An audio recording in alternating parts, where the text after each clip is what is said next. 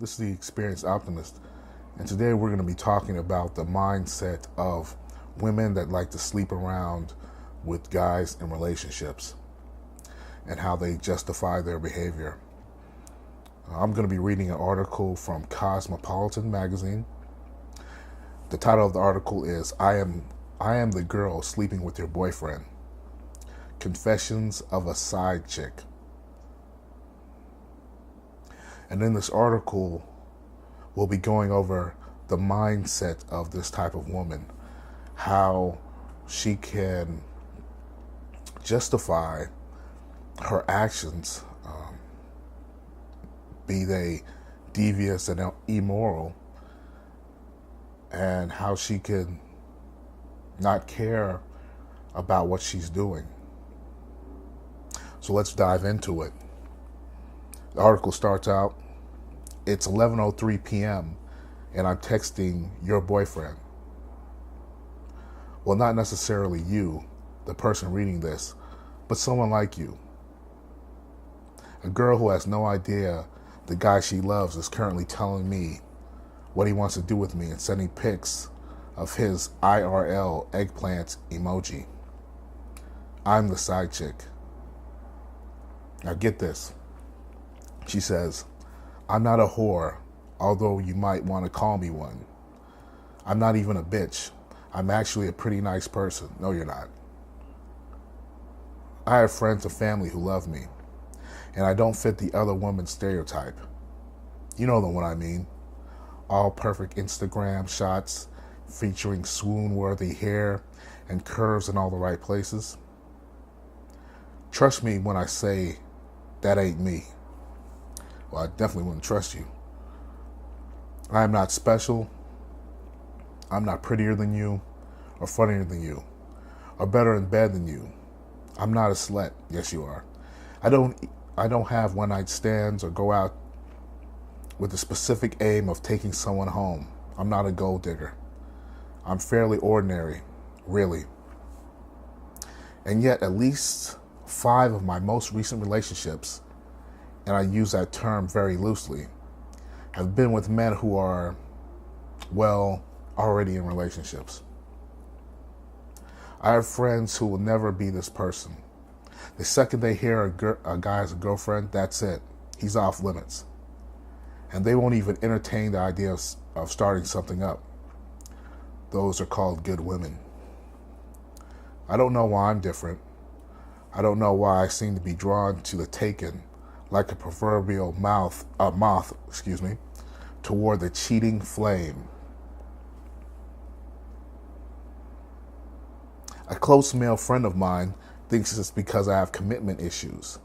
His theory is that if a guy is unavailable, he's instantly more attracted to me because that's not really because I know that it's not really going anywhere. The therapist I saw for a while believes it's all down to deep-rooted insecurity and the need to have my personal worth legitimized. Blah, blah, blah. More therapy talk. So basically, she was listening to her therapist, and women like to do this a lot. If the therapist is not saying something that they care about or that they can use in their daily lives, if they don't feel it's important, then they generally disregard. Just like when you're having conversations with a lot of women and you'll give women useful advice. You know, you should do this to improve your life. You know, you should do these exercises. You know, you should take these supplements. They'll disregard it if they don't feel that that's what they want to hear, or if they don't feel that it will improve their lives. I mean, you can have concrete evidence that will show that their lives would be improved by doing what you tell them, and they'll disregard any information that you tell them. I get what she says. There's a definite ego boost to having a guy like you enough to cheat on his girlfriend. That must mean I'm pretty, right? Screams a skinny, shy, awkward teenager inside of me. Personally, though, I think the rom-com style movies and books I love so much have warped my mind. See what I'm saying? She's trying to put it off on something else. She's not taking responsibility for her actions. And I'm addicted to the idea of a grand romance that must overcome all obstacles, i.e., you, before I can get to the happily ever after bit. In my imagination, I'm not the Mia from Love Actually. I don't set out to seduce someone. I'm Jennifer Lopez in The Wedding Planner, or Meredith from Grey's Anatomy, back when Derek was married, but not dead. I'm the one he's destined to be with, and I'm the one he ends up with. Except that's never actually happened, of course. What never ceases to surprise me is how many guys are so willing to cheat. These aren't players that I go for. They're not Jersey Shore guys that will sleep with anything that moves. They're just normal men who love their girlfriends, but for some reason take only the tiniest of pushes to enter the realm of infidelity. See, this is another reason why MGTOW is so much better than what's going on now. These men that have these relationships, they should be MGTOW. They should be going their own way. A man who easily cheats on his girlfriend obviously isn't happy. And a lot of men do this. They'll stay in a relationship with a girl because they want her companionship. They're waiting for her to love him back. They're trying to, they're basically simping, you know. They're basically simping and white knighting a lot of times. And they don't want to get out of the relationship because they don't know what to do if they're not around a woman. And then they'll go out and cheat. What's the point of that? You might as well be working on yourself, doing what you need to do, and sleep with a woman if you want to, but live life on your own terms. There's no point in going around and sleeping with harlots like this. You don't know how shady this girl could be. You don't know what sexual diseases she has, you know. And obviously she's definitely not a good person because she enjoys going around and cheating with different guys who are in relationships. Anyway, enough of my soapbox. Then again, maybe it's simple. Maybe human beings just aren't meant to be monogamous. At least that's what Eamon, the pilot I met in South American hostel, told his girlfriend over FaceTime just before he asked her if he could sleep with me. Spoiler alert, she said no. Double spoiler alert, we did it anyway. Unbelievable, man. What I want to make clear is that I'm not sitting here cackling evilly and trying to break you up. I just seem to be missing the part of my body that should get this, guys. When people say that women don't feel for other people, this is exactly it right here. This sentence. I just seem to be missing the part of my body that should feel empathy for you. Get this. I'm not an uncaring person. I donate to charity, like that means anything. I cry a lot at long-lost family reality shows. I can't bear to see an animal scared or in pain. But you, get this, you aren't real to me. I haven't met you. I don't know you. And somehow that lets me do this. So she's saying that because she hasn't met you, she can fuck you over. This is how women think. It allows me to be the side chick with no guilt, just frustration that I can't see him more. That he's not free tonight because he's playing host to your parents or taking you out for your birthday. Perhaps it would be different if I had been cheated on, but I haven't. So maybe I just can't comprehend the pain that comes from the discovery of infidelity. Sometimes I think I'm cursed.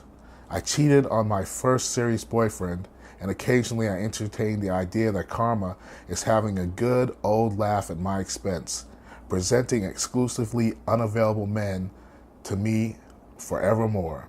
See, and this is another thing that women do. Instead of taking responsibility, that's why I always say that women are always on a path to self-destruction. Always on a path to self-destruction. They never wise up and they don't grow. So what happens is, like what's happening with this lady is, so she cheated on her boyfriend. She didn't learn, right? She didn't learn about taking responsibility. She didn't learn about communication. And now she's saying, man, what's going on? Karma must be having a good laugh at my expense. That's because she didn't learn, so she's continuing on with the same stream of bad decisions. Now, she could have met some good men. You have Tinder, you have all these apps, you have guys approaching her all the time that are single, but she doesn't want those guys. So what's going to happen to this lady? She's going to continue down this path. She's going to get more and more pissed off. She's going to become more and more delusional, more and more crazy.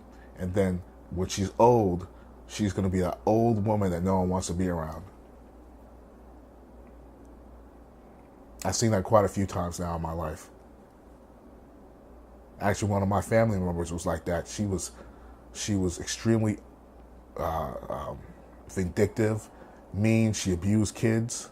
She abused her own kids. And then when she got old, she was living in the shack, basically in abstract poverty. No one cared about her. And that's what happens to a lot of women. They push people away by doing shitty things.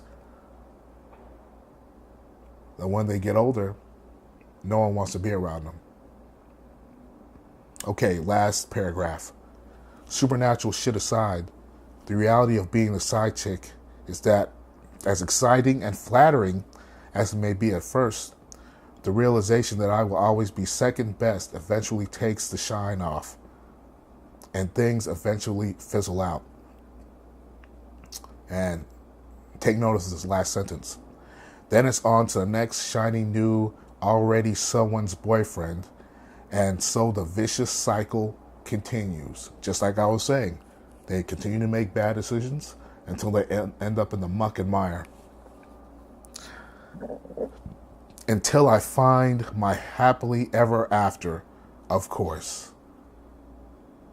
And this is kind of a way to get vindication. That's what the woman really wants. She wants the happily ever after, this dream that she can never attain. That's the carrot on the stick. And the sad truth about it is, she's never going to get it.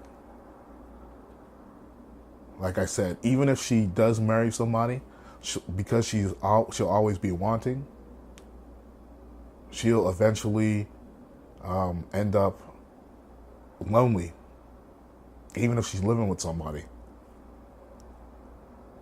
But the reason why I want to read this article is because I want men to understand how women really think. When I was younger and I was reading Cosmo articles because that men's magazine told me to, I didn't want to believe that women were like this. There were articles after articles talking about how they cheated on their men, how